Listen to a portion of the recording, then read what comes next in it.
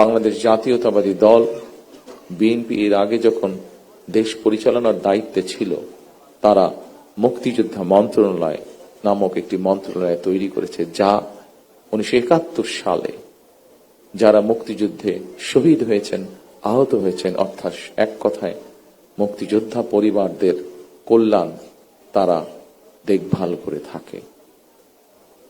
আমরা সিদ্ধান্ত নিয়েছি যে ইনশাআল্লাহ বাংলাদেশের মানুষের সমর্থনে বাংলাদেশ জাতীয়তাবাদী দল আগামী দিনে সরকার গঠনে সক্ষম হলে এই শহীদ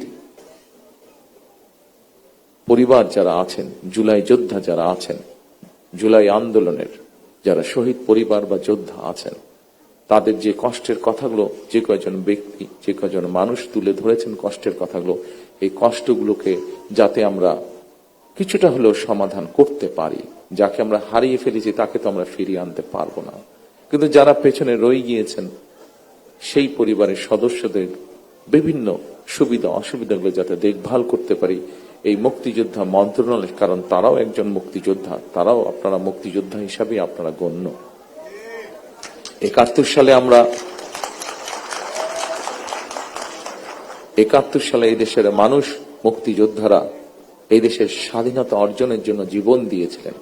এই দেশের স্বাধীনতা অর্জনের জন্য যোদ্ধারা ত্যাগ স্বীকার করেছিলেন। ঠিক একইভাবে 24-এ যে যোদ্ধারা যুদ্ধ করেছেন, তারা স্বাধীনতা সার্বভৌমত্ব রক্ষার যুদ্ধ করেছেন। স্বাধীনতা সার্বভৌমত্ব অর্জিত হয়েছিল 71 সালে, তাকেই আবার রক্ষা করা হয়েছে 2024 সালে। সেজন্যই মুক্তিযোদ্ধা মন্ত্রণালয়ের মধ্যে আমরা আরেকটি ডিপার্টমেন্ট তৈরি করব, যাদের দায়িত্ব হবে এই মানুষগুলোর দেখভাল করা। ইনশাআল্লাহ। সম্মানিত শহীদ পরিবারের সদস্যবৃন্দ, সম্মানিত জুলাই যোদ্ধারা, দীর্ঘ 1.5 দশকেরও বেশি সময় ধরে চলা ফ্যাসিবাদী বিরোধী আন্দোলনে হাজার হাজার মানুষ গুম হয়েছে, খুন অপহরণের শিকার হয়েছে। এইরকম অনেকগুলো পরিবারের সাথে গতকাল আমার কথা হয়েছে, দেখা হয়েছে। অসংখ্য অগণিত পরিবার সব হারিয়ে ছিন্ন বিচ্ছিন্ন হয়ে গিয়েছে। শুধুমাত্র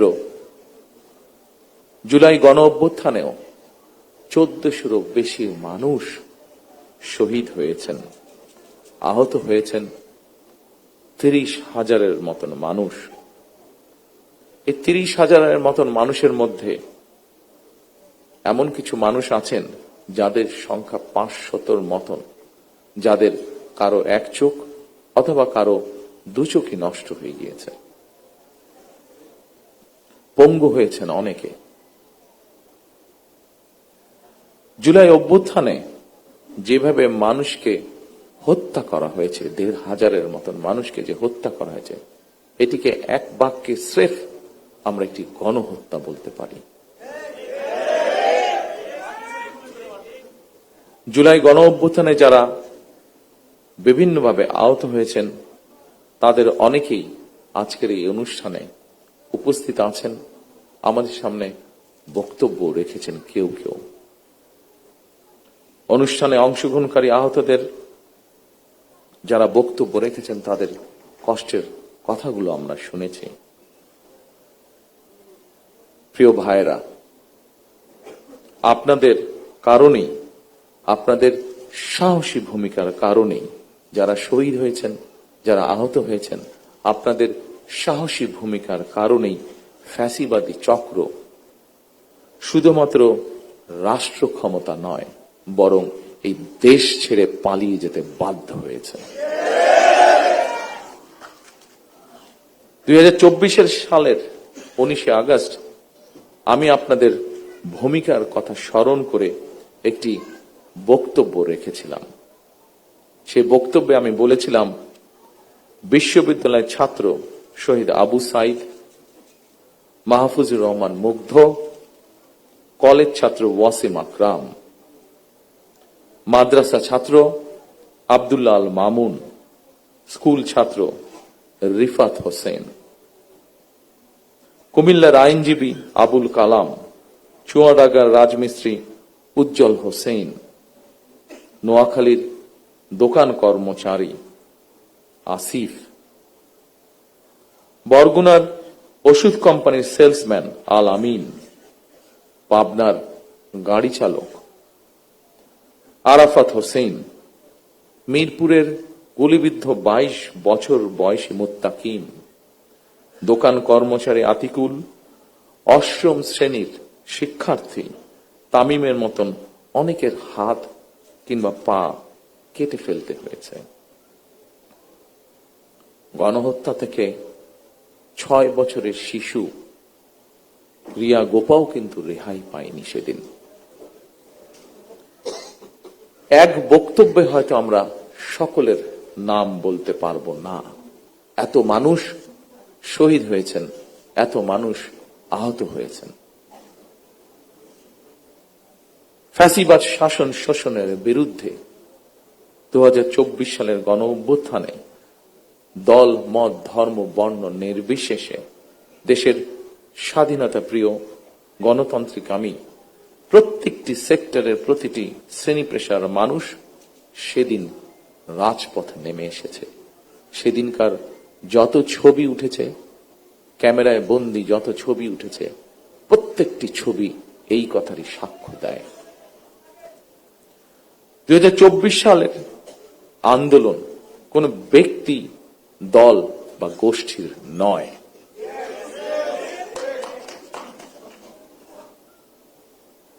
সম্মানিত উপস্থিত শহীদ পরিবারের সদস্যবৃন্দ, সম্মানিত জুলাই যোদ্ধারা, এই আন্দোলন ছিল সত্যিকার অর্থেই অধিকার হারা গণতান্ত্রিকামী মানুষের গণ আন্দোলন। এ কারণেই আমি বলি 1971 সাল ছিল স্বাধীনতা অর্জনের, 2024 সালের আন্দোলন ছিল দেশ এবং জনগণের স্বাধীনতা রক্ষার। সুতরাং 2024 সালকে যদি সুসংহত করতে হয়, তাহলে দেশের সকল নারী, পুরুষ তথা প্রতিটি নাগরিকের রাজনৈতিক এবং অর্থনৈতিক স্বাধীনতা নিশ্চিত করা অবশ্যই প্রয়োজন। যারা স্বাধীনতা রক্ষার আন্দোলনকে দলীয় স্বার্থ রক্ষার আন্দোলনে পরিণত করতে চায়, তাদের সম্পর্কে স্বাধীনতা প্রিয়, গণতান্ত্রিকামী প্রিয় মানুষকে অবশ্যই সজাগ থাকা জরুরি। 2024 সালের দেশ এবং জনগণের স্বাধীনতা আন্দোলনে হতাহত পরিবারের স্বজন কিংবা আহতদের অবর্ণনীয় কষ্টের কথা আমরা আজকে আমাদের এই অনুষ্ঠানে শুনেছি। তাদের এই কষ্ট কোনো কিছু দিয়ে মোচন করা সম্ভব নয়, কারণ আমিও জানি স্বজন হারানোর বেদনা কতটুকু। কোনো কিছু দিয়ে এই কষ্ট মোচন করা যায় না। তবে দুইভাবে আমরা গণ অভ্যুত্থানে আহতদের ক্ষতিপূরণ দেওয়ার চেষ্টা করতে পারি। এক, রাষ্ট্রীয় উদ্যোগে তাদের সর্বোচ্চ চিকিৎসা নিশ্চিত করা। দুই, সম্মানিত উপস্থিতিবৃন্দ, আগেই বলেছি আমি, যে উদ্দেশ্য নিয়ে এই সাহসী মানুষগুলো রাজপথে নেমে এসেছিলেন, রাষ্ট্র এবং সমাজ সেই উদ্দেশ্য বাস্তবায়ন করা, অর্থাৎ মানুষের রাজনৈতিক অধিকার, প্রত্যেকটি দল মত নির্বিশেষে প্রত্যেকটি মানুষের রাজনৈতিক এবং তার যোগ্যতা অনুযায়ী তার অর্থনৈতিক অধিকার নিশ্চিত করা।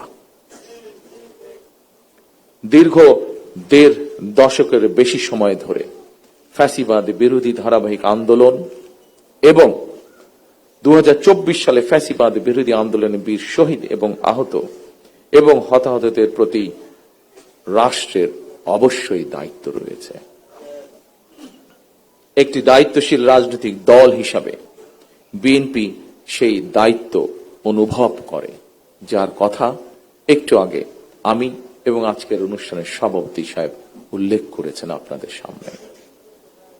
জনগণের রায় বিএনপি রাষ্ট্র পরিচালনার দায়িত্বে পেলে অবশ্যই পর্যায়ক্রমিকভাবে আমরা আমাদের সেই দায়িত্ব, সেই অঙ্গীকার, সেই প্রতিশ্রুতি আপনাদের সামনে এবং দেশের মানুষের সামনে ইনশাআল্লাহ পূরণ করব।